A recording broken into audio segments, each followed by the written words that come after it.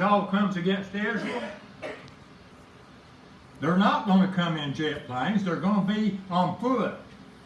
They're going to be hand-to-hand combat like it was in the old days, if I read my Bible right. So that if they still had their nuclear warheads, all they'd have to do is send one over and it'd destroy it. Of course, they'd destroy everything over there so they wouldn't win nothing.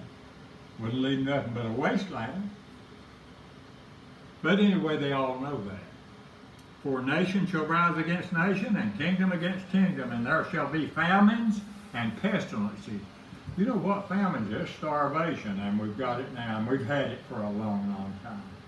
They've been children going to bed crying for something to eat in this country, and this is the richest nation that on earth, I guess, and hits a shine. And our government will come up with money to feed a bunch of invaders to try to get them in to get their votes. They will. And let our children go hungry, some of them. It's awful. It makes me feel guilty when I throw food off my table out in the backyard. Because I throw away enough to feed a couple of kids, I'd say. Feeding the coyotes. And there'll be pestilences. You know what that is. You know this flesh-eating disease they got going around now? You remember MRSA? Things that they ain't got no control over. That bunch that's invading our country is bringing diseases back in here on us that we had abolished 50 years ago. And now they've grown so accustomed to our antibiotics, they won't do nothing to it. They don't hurt them. So, pestilences, diseases, things that really bother you, make you sick.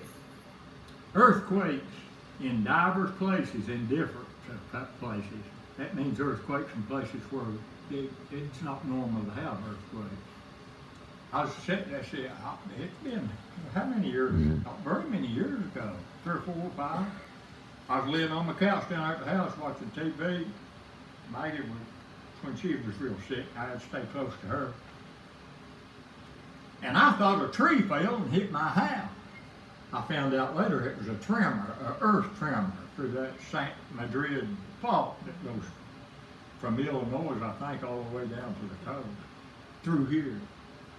That's the first time I ever felt anything close to an earthquake, and it scared me. I got up, went out, and walked all the way around the house, and nothing happened, hit the house, but I turned it, went back in, and they brought a thing on the TV screen that said there was a tremor went through down east. So that's what it was. But anyway, then shall they deliver you up to be afflicted and shall kill you. Now, right here's where he's talking about what they're going to do to Christians when the Antichrist sets up his reign. They're going to deliver them up. They're going to slaughter them. I'm glad I'm going to be gone. And they shall kill you, and you shall be hated of all nations for my name's sake. They'll hate anybody that will not take the mark of the beast. This Bible says daddies and mothers will turn against their children. The children will turn against their parents. They'll go to this thing that set himself up as God, and they'll say, my children won't listen to me. I've tried my best to get them to come to you, but they won't listen to it. And they'll get them, that bunch, sending out armies after their own children. They'll think they're doing God a favor. It'll happen. And they're worshiping the devil when they're doing it. And then shall many be offended and shall betray one another and shall hate one another. There'll be no love. That's what the Bible says when Paul's talking to Timothy. He said in the last days, dangerous times will come. Perilous times, but that's what it means. Dangerous times. Said men shall be lovers of their own selves, proud, blasphemers, boasters, unthankful, unholy, disobedient to parents, without natural affection. Right there's where your abortion comes in. They ain't but one love greater than a mother's love for her child. And that's the love God's got for his children, Jesus. That's the only love that is greater than a mother's love. But mothers is going out into the slaughterhouses they call clinics and having them killed. Well, you know, it don't do no good to harp on that, you know. But the politicians is for it, a lot of them. If God don't judge this country for things like that, and this bunch of perverts that don't know what bathroom to use, if God don't judge that, he'll have to apologize to Sodom and Gomorrah. You know that? And he ain't in the apologizing business. Now this thing, I know it's not enough that we just don't believe in it, but if people don't speak out against it, it's going to get worse. It'll probably get worse anyway, but bless God, I'll never condone it. I won't condone That's why my grandkids, when they bring their boyfriends home or girlfriends home, they go to a motel. They don't go to my house. They come visit me in the daytime. I'll put up with that stuff. And they're sure, well, that's right. It wouldn't do for me to be on a police force and go to arrest some pervert that had hurt a little child. I honestly, as the Lord knows my heart, don't believe I'd let him get to a judge. I believe I'd throw a gun on the floor, say, pick it up. I'd put him down. I really believe I would now.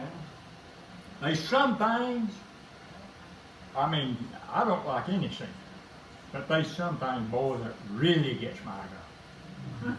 And that society would condone some of the stuff that society does. The world will wax worse and worse, but God's children's getting closer home. Woohoo! You bear that in mind. Brother, the worse it gets out there, the brighter heaven shines. I had a blood vessel broke behind my eye one time. My left eye never was no good. And I couldn't hardly see a thing. Well, what I done, I bought one of these sure things to make myself pretty. Had big rubber bands on it. You exercise with it. But I laid down on that thing. I was going to start out on the high end. I put 3 or 4 big old bands on it. I laid down on it and tried to push it up and raise it up at the same time, and a blood vessel broke behind my eye. Next morning, buddy, I couldn't hardly see nothing. The white was red. So I went to eye specialist, and he said, I got to tell you something. He said, sometimes it don't come back. But he said, if the body uses up that blood, you know, your vision might clear up. All right. So I went outside that doctor's office, and there's a Lord's my witness. I looked around, and he had big letters that big, and I could see them on the side of his building. And I said, Lord, while you're sure you open the blinded eyes. And I know if you can do it for them, you can do it for me. I said, I told that eye specialist, I said, man, I'm a preacher. I got to read my Bible. I'm sorry, buddy. I don't know what to tell you. He said, if your body don't use it up, we'll try surgery and see if we can get it out of there. It was blocking the optic nerve behind my eye. Well, I went on to the house, and this was early in the week. By Sunday, before Sunday now, I could look at a TV screen and I could see the light shine. But I couldn't tell you who was on it. That's as bad as it was. I'd drive to work and I'm scared to death because I always thought every time I passed the road somebody was going to pull out. I couldn't see. And if I got to a red light, I about had to watch the traffic. If they win, I win. If they stopped, I stopped. But now, that next Sunday, now listen, I'm telling you, that next Sunday, I got up in church and I told them, I said, I might have to try to preach from memory here this morning. I opened up my Bible, and believe it or not, I could read my Bible. I couldn't read a newspaper headline, but I could read that Bible. I missed a few words, of course, but I could make it out. Now I'm telling you, boy, God, He can do anything. And I went back to that eye specialist that next week, and he looked in there, and, oh man, yeah, that's all right. Said that your body's using that blood up real fast. I said, yeah, God's taking care of this thing for me. That's what's happening. And He did, thank God. But he bring it back to it. Tell him, you done it for them. You can do it for me. Jesus said, if you believe, all things are possible to him that believes. And even though I worry about my boy, and I worry about my church, and I worry about this, that, and the other, even though I do worry, I still know God's got everything in control. Yes. And he's going to keep it in control. Yes. He ain't climbing down off that throne for no Mr. Man. No, sir. It's going to work out just like God says it is. Well, he says here,